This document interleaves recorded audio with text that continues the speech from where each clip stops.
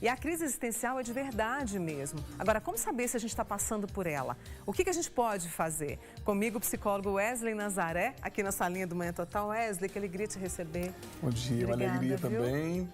Apesar do tema ser um tema denso e difícil, é de uma oportunidade para todos nós pensarmos a respeito. Né? Para a gente refletir sobre isso, né? A gente trouxe aqui para ilustrar para vocês, para vocês entenderem durante a conversa. Então aqui, ó, a gente tem um copo com água e somos nós, né? Todo o nosso ser.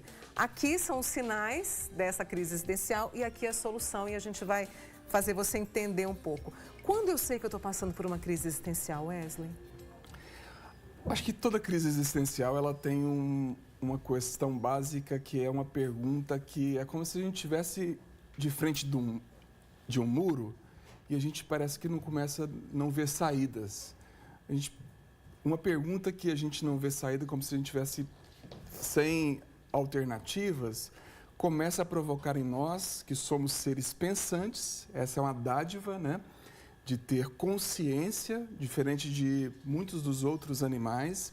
Nós temos consciência sobre a nossa existência, consciência sobre o futuro, consciência sobre quem somos nós, mas de repente isso pode se perder em algum momento, por uma questão, por exemplo, de transição de uma faixa etária, por se deparar com a finitude que é a morte, que essa aqui é um dos temas principais que deflagram, né, disparam uma crise existencial.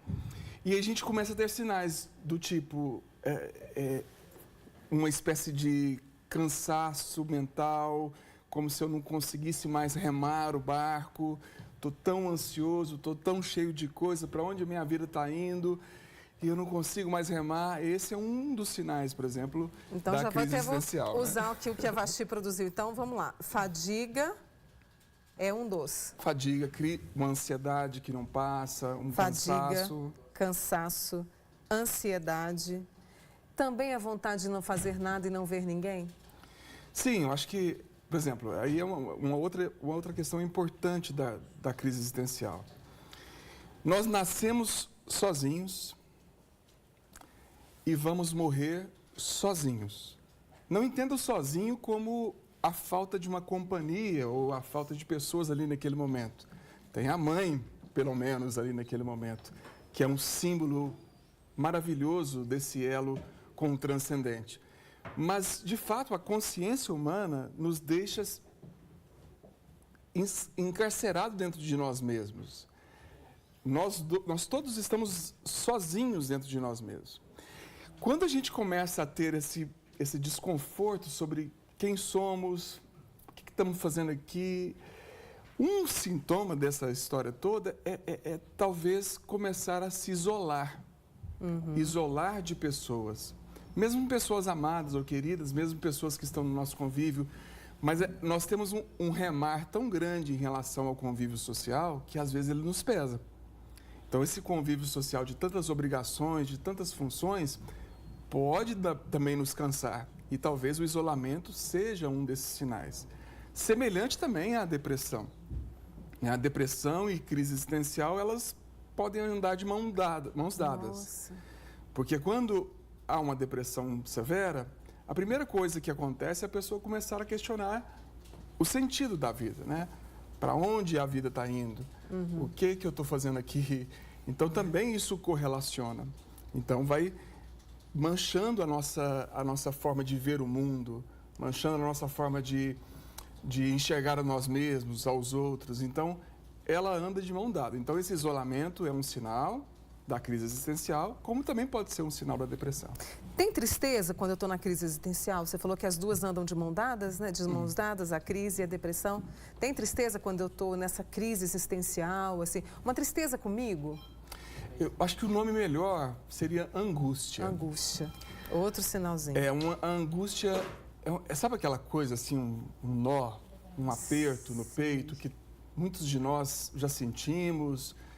E nesse momento, talvez, de ficarmos de frente desse muro, que é um muro tão alto, às vezes essa sensação de que nos aperta o peito, que tem alguma coisa que nós não sabemos ainda, ela é mais evidente. A tristeza talvez seja uma consequência disso, né? De percebermos também a nossa limitação. Porque quando a gente enxerga de modo limitado. Eu sou míope, estou de lente aqui, já enxergo limitado também. Mas enxergar o mundo, enxergar o futuro, nesse caso, tem as limitações do ser humano. E aí é que mora muitas questões que nós não conseguimos ter clareza. Isso nos gera muita angústia. Aí geram as distorções cognitivas, que é a parte que a psicologia pode ajudar. Diante de uma crise existencial, a gente começa a falar, não, mas minha vida não tem sentido. Porque eu sou um ser, eu não sou nada. Eu não sirvo para nada.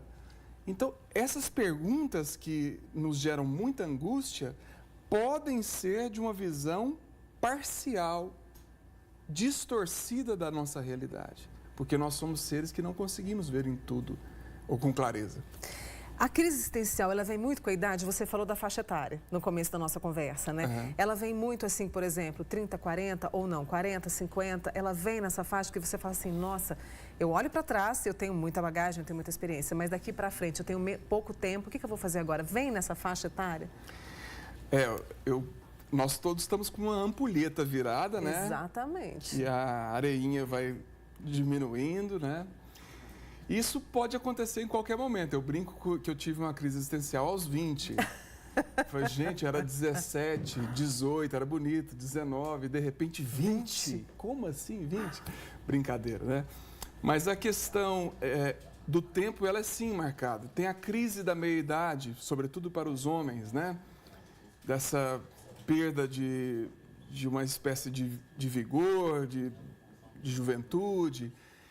Tem a crise agora dos adolescentes saindo dos 30 anos, né? A adolescência vai até os 30. Praticamente aos 30, né? E agora eu vou ter que trabalhar, vou ter que pagar a minha própria comida, pôr gasolina no meu próprio carro. Né? Muitas pessoas vivem isso. Mas eu brincando assim, mas a questão do tempo, o que eu acredito mais é que sinaliza a morte. Exato. E saiu um livro do Yalom, depois eu queria até... não li ainda, saiu agora, recente, Diante do Sol. E ele faz uma comparação que nem a morte, nem o sol, a gente pode olhar fixamente. Porque se a gente olhar fixamente para o sol, vai dar uma coisa tão ruim que a gente não vai conseguir olhar. Para a morte também não. Então a gente tem dificuldade de olhar para a morte, todos nós, eu me incluo, né? Sobretudo nesse momento. Mas a morte é uma realidade que nos acerca e quando a gente tem consciência dela, nossa, fiz 40, esse ano eu faço 40 anos. Tem que comemorar. Nossa, agora eu estou indo. Pode ser que essa coisa aconteça. Acontece, a gente quando faz 40, né? A gente pensa nisso. Bom, antes de trazer algumas perguntas aqui, tô turvo, manchado um pouco pelas questões né? Não são manchas ruins, mas são manchas que me causam um certo peso que eu preciso procurar uma solução, porque há a solução. Sim. Né? Quais são as soluções, até para eu trazer o nosso copinho para cá? Nós falamos um pouquinho sobre distorções cognitivas, né? Que é da nossa área de psicologia, tratar das distorções. Então, já que toda crise existencial pode começar por uma pergunta, eu costumo dizer aos pacientes que fogo a gente combate com fogo. Então, pergunta a gente tem que combater com pergunta. Nossa, que sentido tem a minha vida? Uma outra pergunta seria, qual o sentido que você quer dar para a sua vida agora, já que aquele não está fazendo efeito mais? Porque se a vida muda as perguntas, a gente tem que mudar também as respostas.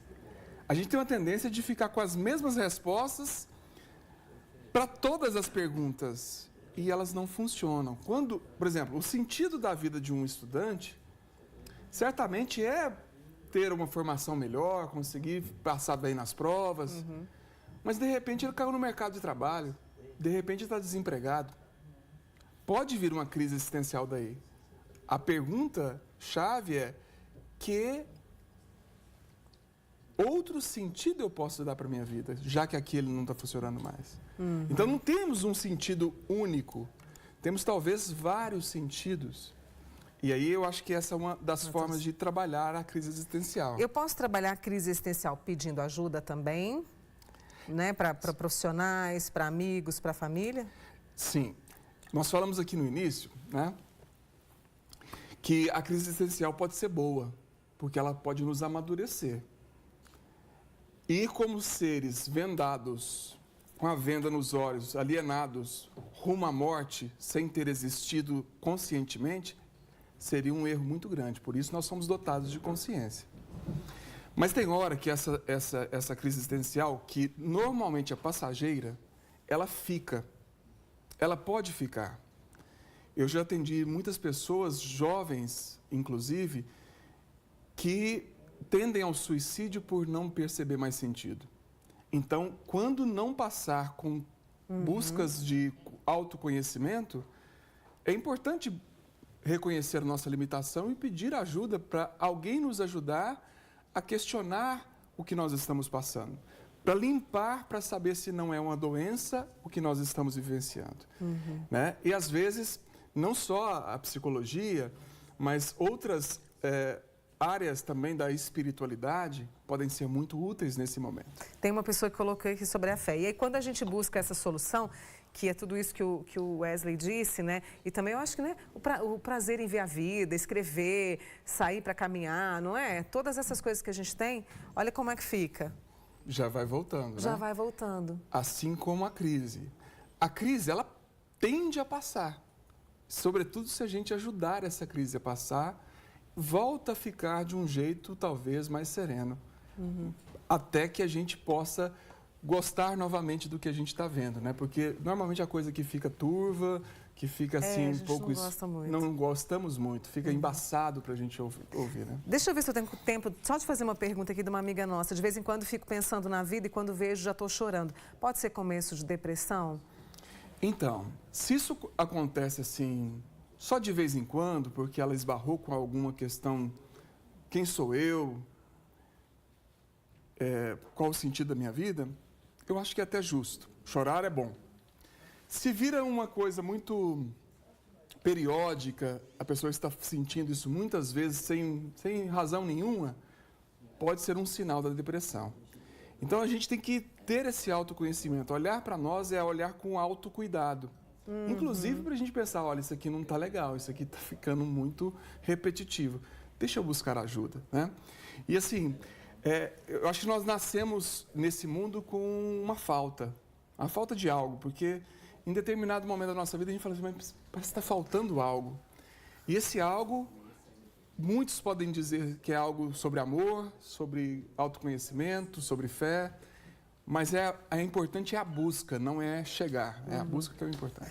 Ai, que conversa boa. Conversa boa demais da conta. Pessoal participando aqui, viu? Daqui a pouco eu vou te passar. Obrigada a você que está com a gente. Obrigada a você, Wesley, que trouxe a crise existencial e falou que é denso, mas você trouxe de uma forma clara pra gente, né? E leve.